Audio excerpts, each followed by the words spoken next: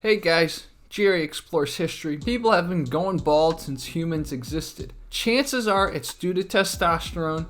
If you have testosterone, which men and women both have, some kind of imbalance or something causes hair follicles to slowly die. Now, there's been many folk remedies throughout the ages. You can go back to ancient Egypt, you can go back to ancient Rome, ancient Greece. You'll have a variety of remedies. In recent history, though, I found a case of probably, you could argue, one of the first mass-produced machines to try to help with hair loss. So this machine is called the Xervac. Xervac. It's almost spelled like Xerox, but it's not pronounced like Xervac. It's Xervac. And to understand how this machine came about, two people. One person by the name of Dr. Andre Cueto, physician in Cincinnati. Another person by the name of Powel Crosley Jr. For those of you who know anything about media, Powel Crosley Jr. was known as the Henry Ford of radio. He revolutionized the radio broadcast industry. So what is Powel Crosley Jr.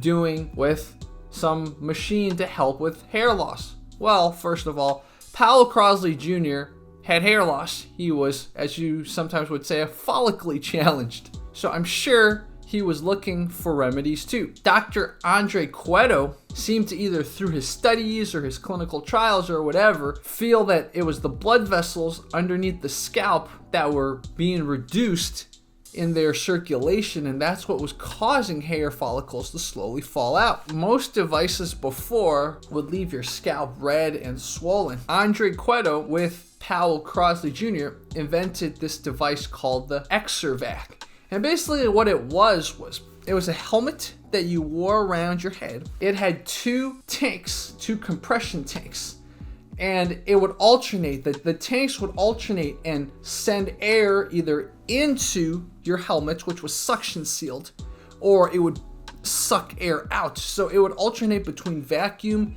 and air. This was thought to give enough stimulation to the blood vessels underneath the scalp, causing hair to eventually grow again because more blood was going to your hair. So around 1937, this device was starting to be introduced to beauty parlors. And then 1938, a smaller device was introduced to home consumers. My research shows that although mass-produced, this device either wasn't successful or had some hiccup because we don't hear about it now. So why didn't it work? At its peak, people like George Gershwin, the famous composer, were using this product. One simple answer to this was that it just didn't work. It was a quackery. The creators of the product were well-intentioned, but that did not mean that it worked. So people stopped buying it because word started getting around that it didn't work. The other possibility could be the device cost around $175.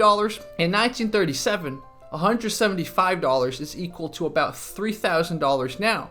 So maybe the device was just too expensive for most people. So it was a luxury good. If you're not a rich person, you can't just automatically spend $3,000 on something. Yes, hair is important, but people have been getting by since the dawn of time without hair. Another possibility, the device was recommended to be used daily, 15 to 30 minutes. Maybe that was just too much commitment. How many people daily even exercise? But I don't think that commitment thing, that cumbersome explanation, works, because the device was quiet enough that you could read a paper or just sit there, do something else while it was on your head. Another possibility could have been maintenance. Maybe the device broke often. This device needed a lot of upkeep. Whatever the case, the Xervac is another product in the history of products that many people have thought of to combat this male pattern baldness. If you want more explorations into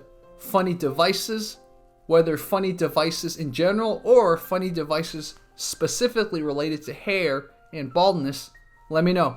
This might be the start of a new series. Okay, Jerry Explores History out.